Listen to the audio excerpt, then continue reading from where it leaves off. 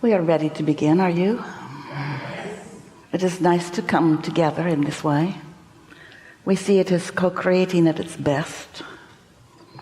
We are appreciating the lives you are living, the things that you are asking for, the things that you are letting in, the expansion of your desire. It's just what you said you would do. You said you would focus here with others.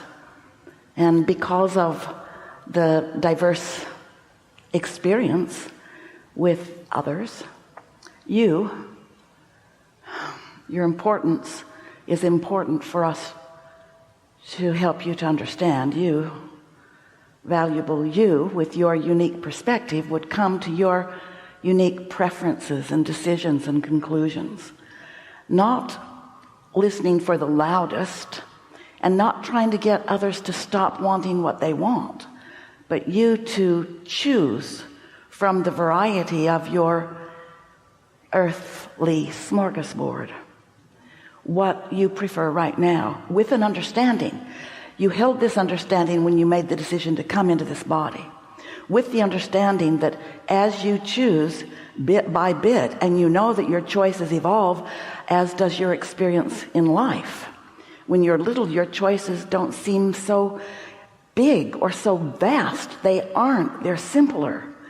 But as you spend more time here with others and with yourself, your choices become more sophisticated. They become more specific, and therefore they become what most humans experience as more complicated, because your focus is not understood. The power of your focus, the importance of your focus, your ability to decide as life helps you to do it, and then to choose to focus predominantly upon what you have chosen, rather than upon continuing to focus upon the opposite of what you want in order to justify what you want. That's what messes most humans up. They live and they prefer. It's easy to know what feels good. It's easy to know kindness and love and appreciation. It's easy to know success and exhilaration and clarity and confidence. It's easy to know those things feel good. It's easy to feel those things are good. But so often, on your way to choosing, concluding, deciding, you spend a lot of time justifying to others simply because they are choosing differently, as if there weren't plenty of opportunities for plenty of choices to be made. It's like sometimes you think that you have to be right for everybody, and that really is not what you intended as a horde of deliberate creators bound for this creative experience. You did not plan on getting everybody to agree with you. In fact, your diversity was something that you knew would be your greatest overall mass consciousness benefit. All these choices, all this balance, all this opportunity.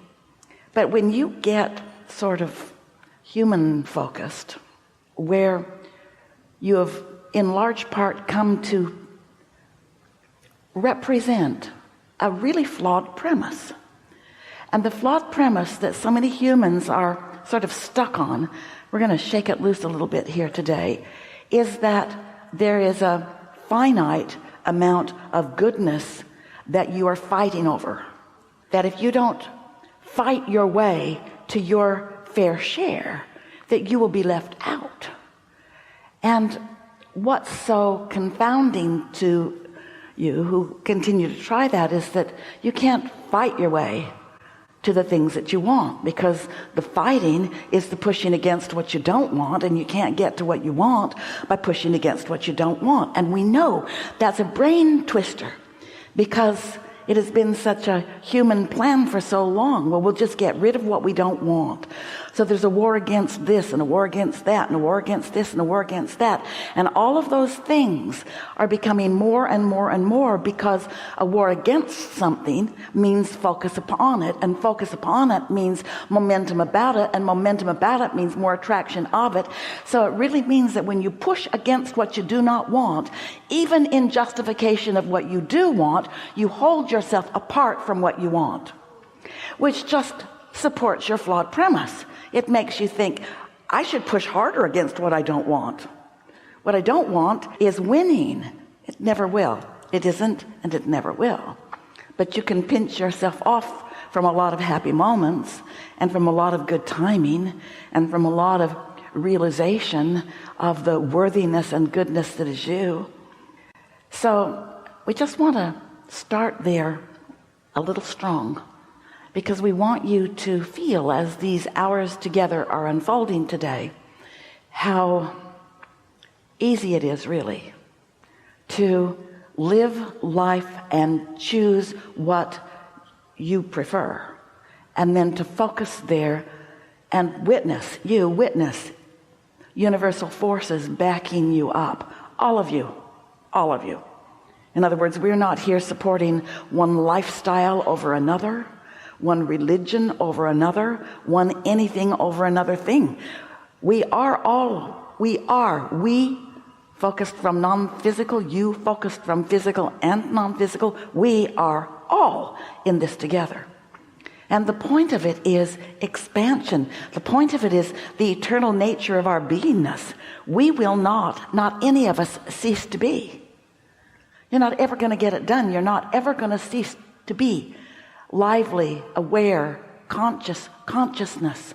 You always are that. The point of it is to be joyful in the being of that, you see.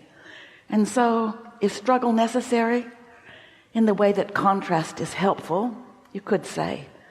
But if we were standing in your physical shoes, we would become more deliberate pointers at what we desire, more consistent pointers at what we want. And we would focus a lot less by virtue of what we're focusing a lot more on. To hear that, you can't focus in two directions at once. I want it, but I want it, but I want it, but I'd like more money, but no one in my family's ever had any money. That's pointing over there and then pointing over there. And when you point over there, you're not pointing over there. And when you are pointing over there, you're not pointing over there. But when you're pointing over there, you're not pointing over there. Pretty obvious, isn't it? So what waters down what you want is your conversation about not having it yet. And so we could say to you in a very blunt, bold, loud statement, that what is slowing you from a future that you desire is a present that you're complaining about.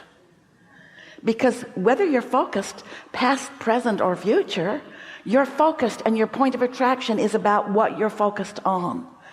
And so we get it. If you don't feel good, you don't feel good. We get it. We don't deny that. We don't even think that you should get over that. That's not what we mean at all. We're just saying that the law of attraction is responding to your vibration, and how you feel is about your point of attraction. So if you are afraid, your point of attraction is not letting in the solutions that you want.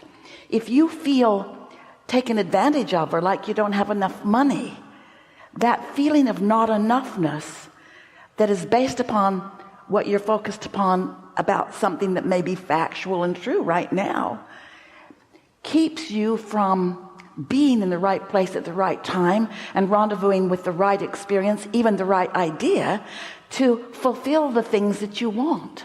You are the chooser of your experience. We just want you to understand that you're choosing through your focus, not through your words. Your words do not mean diddly squat. They often reflect how you feel. In other words, ornery words usually reflect ornery feeling, and fearful words often reflect insecure, fearful point of attraction. We're not saying that there's not a connection to it. We're just saying, if you will stop relying on your words and instead pay attention to how you feel, You'll always know where you are in relationship to whether you're letting in what you're asking for or whether you are currently holding yourself apart from what you're asking for. And when you get it, that you are always that defining, deciding factor, you are always the only one that is letting it in or not letting it in, whether it's wanted or unwanted.